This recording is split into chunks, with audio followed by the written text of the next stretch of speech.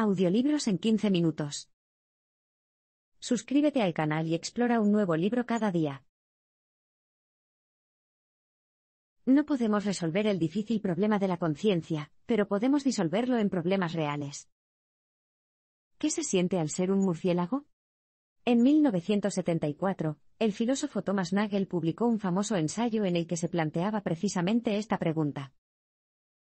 Nagel no estaba realmente interesado en los murciélagos, su interés estaba en la naturaleza de la conciencia. Argumentó que para cada organismo consciente, un murciélago, por ejemplo, estar vivo se siente como algo. Esto puede parecer obvio ahora, pero no lo era entonces. Muchos científicos de la época seguían confundiendo la conciencia con la inteligencia, el lenguaje u otras características parecidas a las humanas. Hoy en día, la mayoría está de acuerdo con Nagel. La conciencia es una cosa propia y única, y todos los seres vivos la comparten hasta cierto punto. Más aún, tiene un cierto sabor subjetivo. Pero queda una gran pregunta: ¿por qué existe? Esta pregunta se conoce como el problema difícil de la conciencia. He aquí la esencia de este parpadeo: no podemos resolver el difícil problema de la conciencia, pero podemos disolverlo en problemas reales. Muchos científicos creen que el difícil problema de la conciencia es prácticamente imposible de resolver. Piénsalo, aunque conocieran todos los mecanismos biológicos que dan lugar a tus pensamientos, comportamientos y emociones, no podrían explicar por qué van acompañados de esta extraña y omnipresente sensación de ser tú. Después de todo, podrías imaginarte fácilmente una versión zombie de ti mismo que camina, habla y actúa exactamente como tú, pero que no tiene vida interior. La conciencia parece una especie de salsa secreta especial que el universo ha añadido a todos los seres vivos. Pero eso no significa que no podamos averiguar cuáles son los ingredientes. La ciencia ya cuenta con muchas herramientas y teorías para explicar diferentes experiencias conscientes, solo necesitamos juntarlas todas. ¿Suena elevado? Bueno, la ciencia lo ha hecho antes. Antes del siglo XX, la propiedad biológica de la vida era tan misteriosa como la conciencia.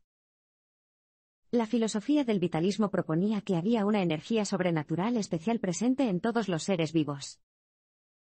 Sin embargo, a medida que la biología avanzaba, y los científicos empezaron a estudiar casos extremos, como los organismos unicelulares y los virus, empezaron a comprender que estar vivo no era una propiedad misteriosa de todo o nada.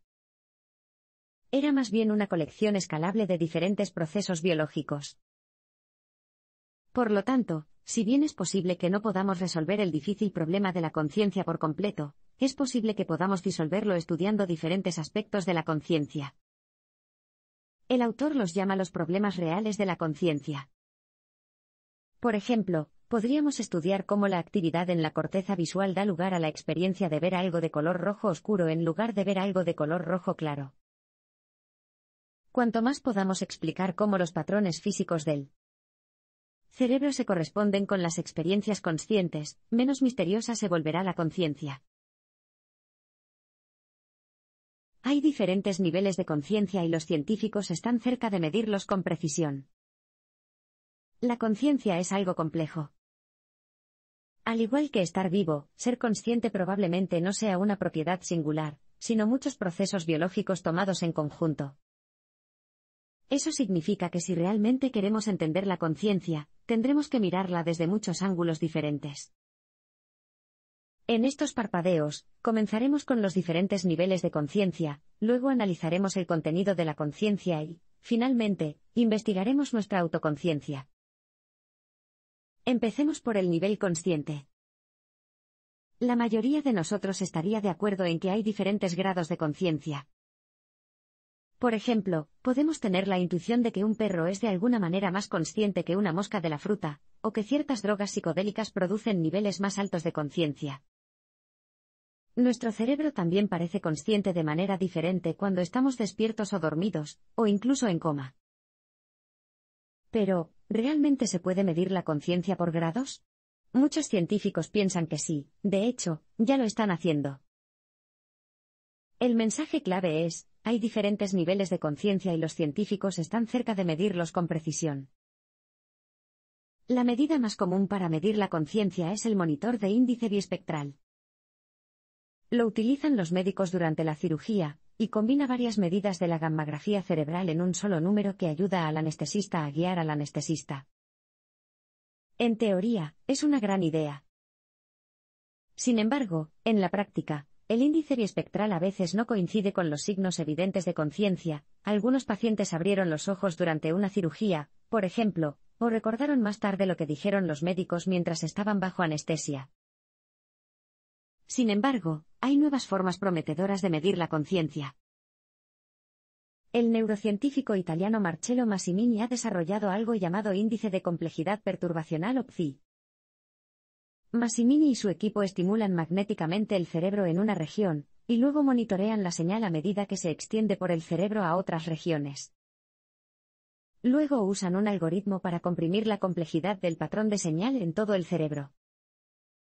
En estados de inconsciencia, como cuando una persona está bajo anestesia, la señal se apaga rápidamente y la PCI es baja. Sin embargo, en los estados más conscientes, resuena durante más tiempo y con mayor amplitud en todo el cerebro, y la PCI es alta. El valor PCI ha resultado ser mucho más preciso que el número de índice biespectral. Por ejemplo, proporciona valores muy similares para el sueño REM, con sus sueños ricos, y para estar despierto. Los nuevos tipos de medidores de conciencia, como el PCI, prometen ayudar a los médicos a ofrecer diagnósticos más confiables. Podrían ayudar a identificar a las personas con el síndrome de encierro, por ejemplo, que ya no pueden mover el cuerpo en absoluto, pero que aún están completamente conscientes.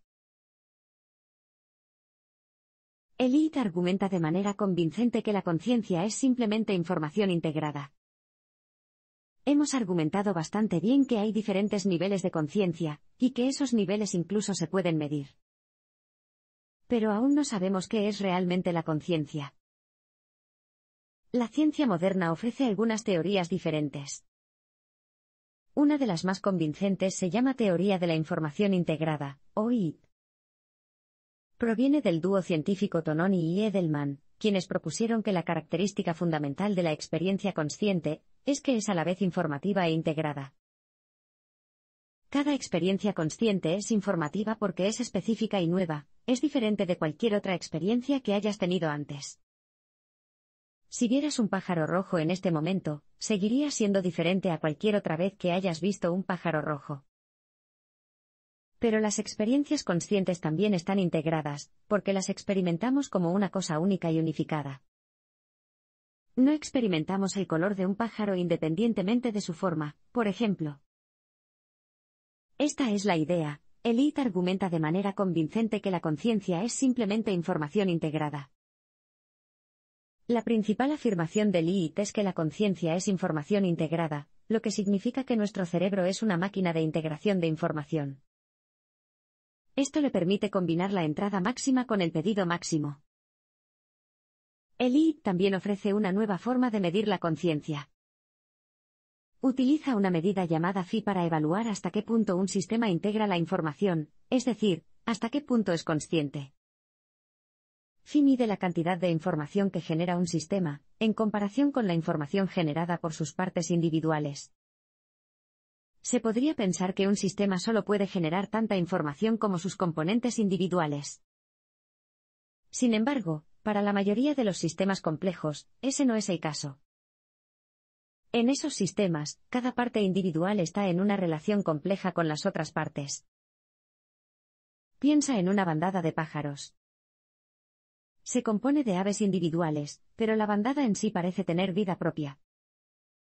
Del mismo modo, un ordenador puede crear resultados muy complejos a partir de unas cuantas ecuaciones simples. Cuanta más información adicional genere todo un sistema, mayor será el PHI, según el IT, más consciente será el sistema. Naturalmente, los sistemas que obtienen una puntuación baja en información, y los sistemas que obtienen una puntuación baja en integración también obtendrán una puntuación baja en PHI. El cerebro humano, con sus miles de millones de neuronas interconectadas, debería obtener una puntuación extremadamente alta. Solo hay un inconveniente: medir el PHI en la práctica es prácticamente imposible. En matemáticas, la información se genera cuando se reduce la incertidumbre. Tirar un dado genera más información que lanzar una moneda, por ejemplo, porque los números del dado descartan otras posibilidades.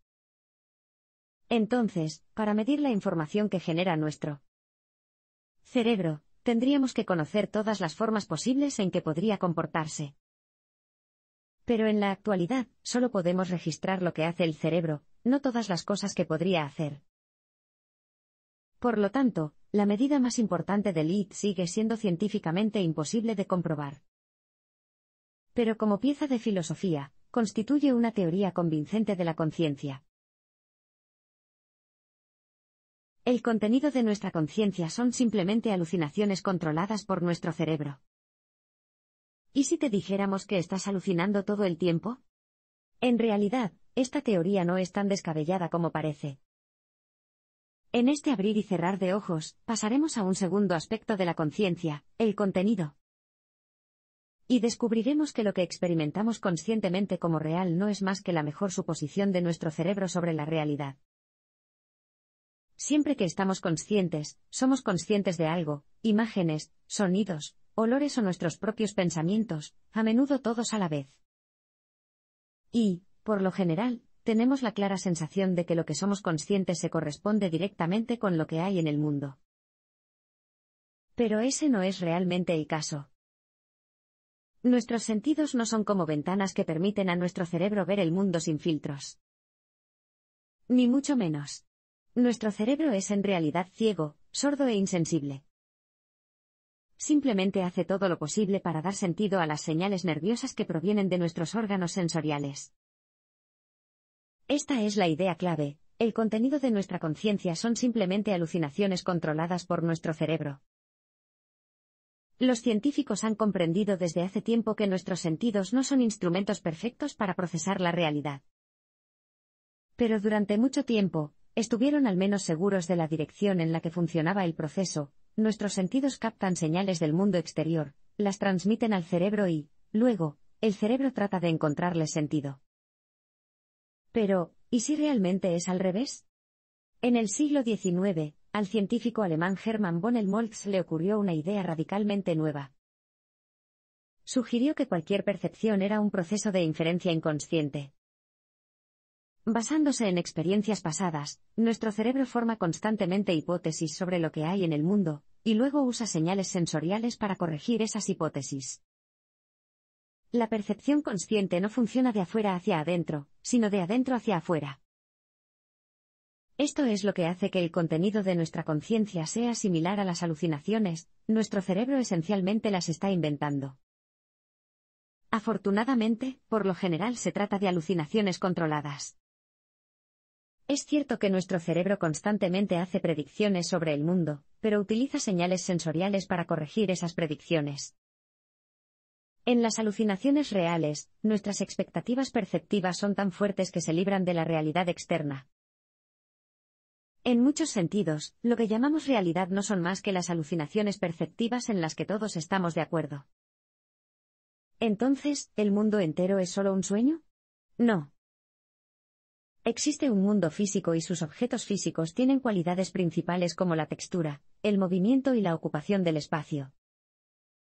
Sin embargo, sus cualidades secundarias, como el color, el sabor o el olor, dependen todas de la percepción que tengamos de ellas. Nuestros cerebros son máquinas de predicción bayesianas que utilizan creencias previas para hacer mejores conjeturas sobre el mundo. Así que el mundo que percibimos no es más que una alucinación controlada de nuestro cerebro, basada en las mejores conjeturas. Pero, ¿cómo hace nuestro cerebro esas conjeturas? Veamos un poco de lógica matemática para explicar esto. En el siglo XVIII, el reverendo Thomas Bayes ideó un método de razonamiento que llamó inferencia de la mejor explicación. El razonamiento bayesiano consiste en usar probabilidades para encontrar la mejor explicación para una observación. Imagina que te levantas una mañana, miras por la ventana y descubres que tu césped está mojado. ¿Llovió anoche o se olvidó de apagar los rociadores? La probabilidad de cada explicación será diferente, según sus creencias previas y las probabilidades de ciertos escenarios individuales. Como buen bayesiano, primero podrías preguntarte, ¿vivo en Las Vegas o en Tailandia? ¿Soy una persona olvidadiza? ¿El informe meteorológico mencionó una tormenta?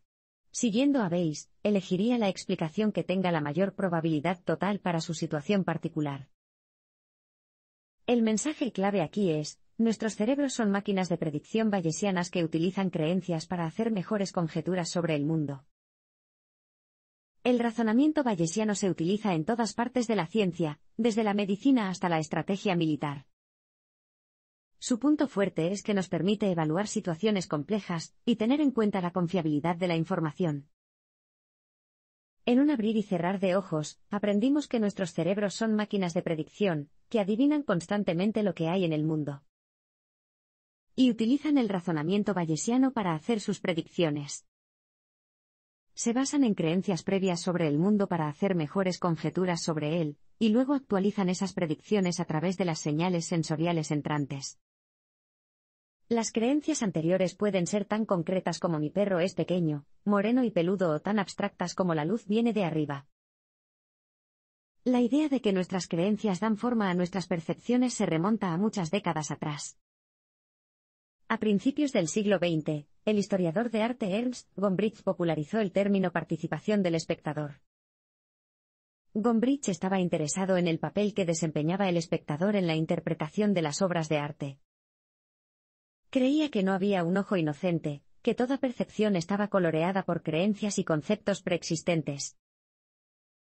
Hoy en día, la filosofía de Gombrich ha sido corroborada por la ciencia. El autor e investigador Zaire Pinto, por ejemplo, demostró que percibimos las cosas más rápidamente cuando las esperamos. En su experimento, se proyectaron patrones geométricos que cambiaban rápidamente en uno de los ojos del participante, mientras que la imagen de una casa o un rostro se desvanecía lentamente ante el otro ojo. Cuando se les decía que buscaran una casa, detectaban más rápido la casa que el rostro y viceversa, lo que demostraba que la expectativa influía en la velocidad de la percepción. Tu sentido de identidad es el producto de muchas alucinaciones controladas que actúan juntas. Ahora pasamos al tercer y último componente de la conciencia, nuestra autopercepción. Tal como sugirió Thomas Nagel en su ensayo, ser tú se siente como algo. Entonces, ¿eso significa que hay un yo real, un alma inmaterial, escondida en lo profundo de ti? Bueno, la verdad es que no. Tu sentido de identidad no es más que otra alucinación controlada de tu cerebro. Y en realidad no es una sensación única, sino que se compone de muchos aspectos diferentes. La primera es la individualidad encarnada. De alguna manera importante, sentimos que nuestro cuerpo nos pertenece. Luego está la individualidad con perspectiva, percibimos el mundo desde un punto de vista particular. Luego, está la individualidad volitiva, o el libre albedrío, creemos que nuestras acciones están bajo nuestro control.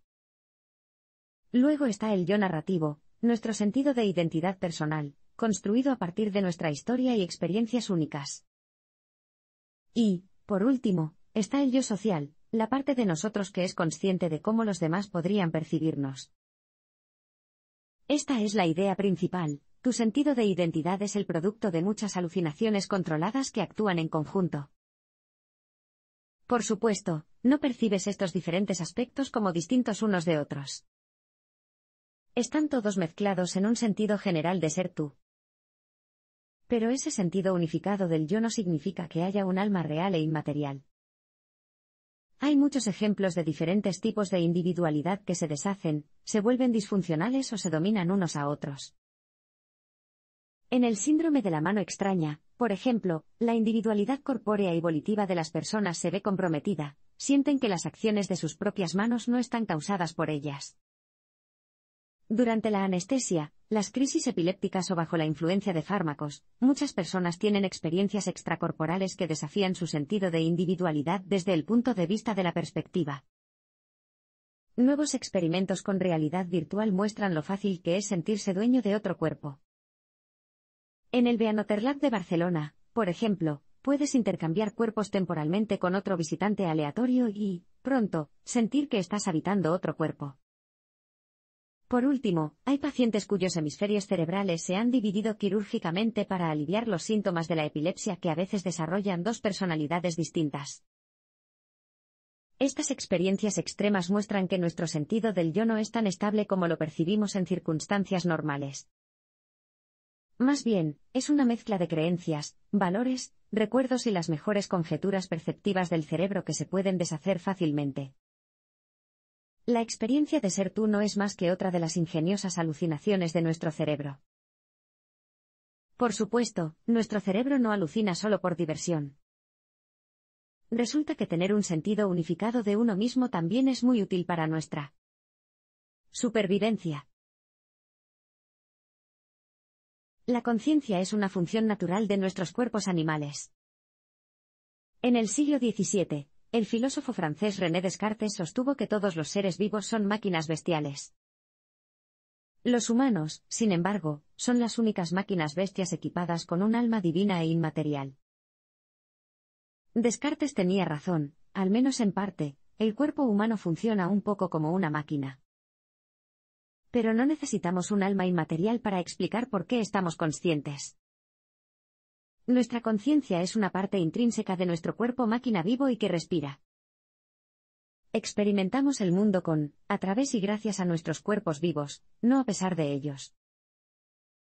La conciencia es un producto de nuestra evolución biológica, al igual que el resto de nuestro cuerpo. Por supuesto, la evolución no nos diseñó para que pudiéramos investigarnos a nosotros mismos, sino que nos diseñó para mantenernos vivos y procrear. La conciencia, incluida la autoconciencia, es solo otra herramienta útil en nuestro kit de supervivencia. Este es el mensaje clave: la conciencia es una función natural de nuestros cuerpos animales. Para entender por qué la conciencia es útil para la supervivencia, debemos desviarnos hacia un campo de la ciencia olvidado hace mucho tiempo, la cibernética. En la década de 1970, la cibernética era un tema de investigación de moda que exploraba cómo los animales y las máquinas controlan sus cuerpos y se comunican. Los entusiastas de la cibernética William Ross Ashby y Roger Conant, por ejemplo, fueron pioneros en la idea de la percepción orientada al control. Los animales necesitan regular sus funciones corporales esenciales, como la temperatura corporal y los niveles de oxígeno, que deben mantenerse dentro de límites estrictos. La percepción orientada al control nos ayuda a controlar los estados corporales presentes y futuros al guiar nuestra percepción en una dirección determinada, buscar comida cuando tenemos hambre, por ejemplo, o huir de un depredador cuando estamos en peligro. De hecho, todos los animales luchan constantemente contra la segunda ley de la termodinámica, la tendencia de cualquier sistema a desintegrarse con el tiempo, hacia una mayor entropía o caos. Estar vivo significa tener una entropía baja. Esta es la razón por la que todos los animales crean modelos perceptivos de su entorno que les permiten hacer predicciones, actuar y minimizar la entropía. Esto también es cierto para los humanos, nuestras alucinaciones controladas también controlan las alucinaciones. Tomemos la autoconciencia como ejemplo. Nuestro sentido del yo volitivo es útil, porque nos hace sentir que podríamos haber hecho las cosas de manera diferente a como lo hicimos en una situación determinada. Dados todos los factores físicos y biológicos que nos influyeron en ese momento, probablemente esto no sea cierto, probablemente no podríamos haber actuado de otra manera. Sin embargo, el sentimiento de la voluntad es útil para aprender, significa que la próxima vez podremos hacer las cosas de manera diferente. Nuestra experiencia volitiva nos ayuda a navegar por el mundo y a aprender de nuestras acciones anteriores. Según esta lectura, nuestro sentido del libre albedrío podría ser solo otra alucinación controlada y controladora, aunque muy avanzada. Pero, ¿qué pasa con las otras criaturas que hay? Todos los seres vivos son conscientes hasta cierto punto, y es probable que la conciencia dependa de procesos biológicos. Hace unos siglos, no era raro que los animales revoltosos acabaran en los tribunales. Los cerdos eran ejecutados por asesinar a niños, comer galletas sagradas o ser cómplices de un crimen, gruñendo en señal de aprobación. Hoy en día, la idea de llevar a un cerdo a los tribunales parece ridícula. Pero también lo hace la idea de Descartes de que los animales son simplemente máquinas bestias sin mundo interno. Entonces, ¿qué tan conscientes son los animales, en realidad? Lamentablemente, no existe una forma perfecta de poner a prueba la conciencia animal. Durante un tiempo, los científicos utilizaron la prueba del espejo, marcaron a un animal con un punto rojo en un lugar que normalmente no podía ver, y luego lo hacían mirar en un espejo. Si el animal reaccionó a la mancha, eso significaba que reconocía su reflejo como él mismo. Los seres humanos a partir de los 3 años pasan fácilmente esta prueba. Pero con la excepción de algunos grandes simios, unos cuantos delfines y un solo elefante, todos los demás mamíferos no han pasado la prueba. Incluso los perros y los monos reprueban. Entonces, ¿cuál es el mensaje clave? Todos los seres vivos son conscientes hasta cierto punto, y es probable que la conciencia dependa de procesos biológicos. En la prueba del espejo, el autorreconocimiento está destinado a servir como prueba de conciencia. Sin embargo, puede haber muchas razones por las que los animales no mueren, e incluso si no tienen conciencia de sí mismos, probablemente sigan conscientes. La mayoría de la gente tiene la intuición de que los mamíferos, incluso las aves y los peces, tienen algún grado de conciencia. De hecho, todos ellos muestran una actividad cerebral similar a la nuestra en los estados de sueño y vigilia. Pero no podemos dejarnos llevar por lo similares que son a los humanos. Cada vez hay más pruebas de que la conciencia animal puede ser muy diferente a la nuestra. El ejemplo más famoso es el pulpo. Los pulpos son extremadamente inteligentes, pero su sistema nervioso es muy diferente al nuestro. Es casi como si sus cerebros estuvieran diseminados por todo el cuerpo y sus extremidades tuvieran una conciencia propia. Aún así, ningún pulpo ha pasado nunca una prueba de espejo. Pero, ¿qué pasa con las criaturas no biológicas? ¿Nuestras computadoras alguna vez serán conscientes? Los escritores de ciencia ficción, los futuristas y los fanáticos de la IA o inteligencia artificial creen que es posible, y que, de hecho, sucederá en cualquier momento. Pero si la conciencia es la suma de las alucinaciones controladas del cerebro humano sobre sí mismo, nuestros cuerpos y nuestro entorno, no está del todo claro cómo una máquina podría replicar esta dinámica. Nuestra conciencia está profundamente arraigada en nuestra existencia como seres biológicos vivos que respiran. Cada célula de tu cuerpo contribuye a la sensación de ser tú.